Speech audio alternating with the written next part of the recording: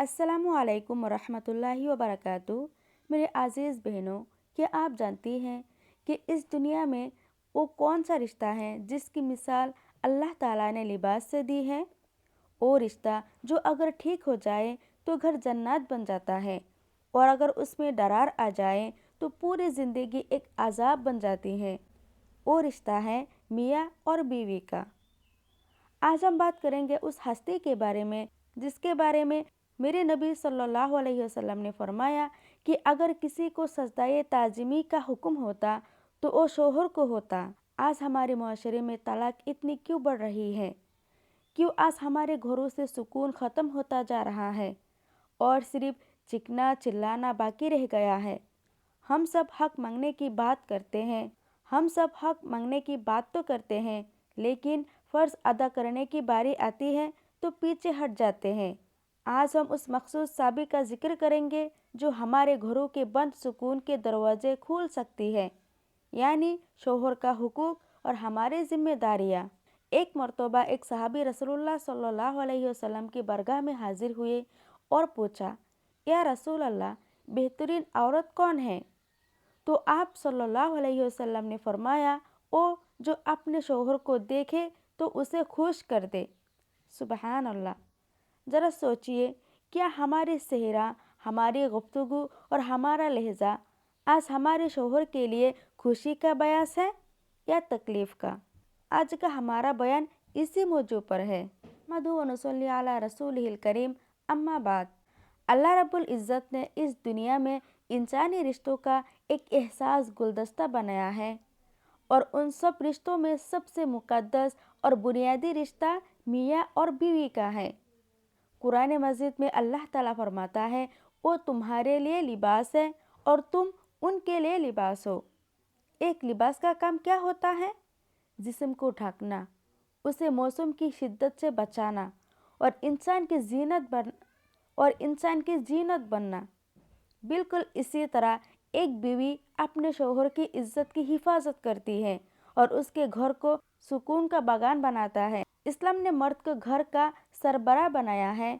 ये कोई हुकूमत नहीं, बल्कि एक जिम्मेदारी है। रसूलुल्लाह सल्लल्लाहु अलैहि वसल्लम ने फरमाया, अगर मैं किसी को हुक्म देता कि वो अल्लाह के सिवा किसी और को सजदा करे तो मैं औरत को हुक्म देता कि वो अपने शोहर को सजदा करे। इस हदीस का मकसद शोहर की इबादत करना नहीं, बल्कि उसके उस मर्तबा एहतराम को वाज़ेह करना है जो एक बीवी के दिल में होना चाहिए। जब एक औरत अपने शोहर की इताअत फरमा बरदारी करती है तो वो दरअसल अल्लाह को राज़ी करती है। एक खुशगवार घर वो है जहाँ बीवी अपने शोहर के इन हुकूक का ख्याल रखे। सबसे पहला है इताअत और फरमा बरदारी।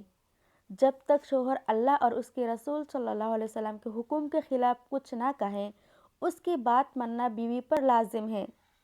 दूसरा है इज्जत और आबरू की हिफाजत। शोहर की मौजूदगी में भी और उसके गैर मौजूदगी में भी अपने किरदार और शोहर के माल की हिफाजत करना। तीसरा है घर का सुकून। शोहर जब थका हारा बाहर से आए तो उसे घर में सुकून और मुस्कुराता हुआ चेहरा मिले, ना कि शिकवा और शिकायतें। नबी करीम सल्लल्लाहु अलैहि वसल्लम से पूछा गया कि बेहतरीन औरत कौन सी है, तो आप सल्लल्लाहु अलैहि वसल्लम ने फरमाया, वो जो अपने शोहर को देखे तो शोहर खुश हो जाए, जब वो उसे किसी बात का हुक्म दे तो वो माने, और अपने नफ्स और माल में शोहर की मर्जी का खिलाफ कोई काम ना करे। आजकल हमारे घरों में झगड़े इसलिए होते हैं क्योंकि हम शुक्र छोड़कर मुकाबला शुरू कर देते हैं। याद रखिए, कोई भी इंसान मुकम्मल नहीं होता। अगर शोहर में कोई कमी है तो उसकी खूबियों को देखें। हज़रत आयशा रज़ियल्लाहु तआला अन्हा और हज़रत फ़ातिमा रज़ियल्लाहु तआला अन्हा की ज़िंदगी हमारे लिए मिसाल है। उन्होंने तंगी दस्ती में भी शुक्र किया और कभी अपने शोहर से ऐसी फरमाइश नहीं की जो उनकी हैसियत से बाहर हो। आखिर में बस इतना ही कहूँगी कि जन्नत का रास्ता औरत के लिए उसके घर से होकर जाता है। जो औरत इस हाल में मरे कि उसका शोहर उससे राज़ी हो, उसके लिए जन्नत का दरवाज़ा खोल दिए जाते हैं। अल्लाह ताला हम सबको अपने घरों में सुकून नसीब फरमाए। ہمیں اپنے شوہر کی فرما برداری کرنے کی توفیق دے اور ہمارے نسلوں کو دین پر چلنے والا بنائے۔ آمین یا رب العالمین۔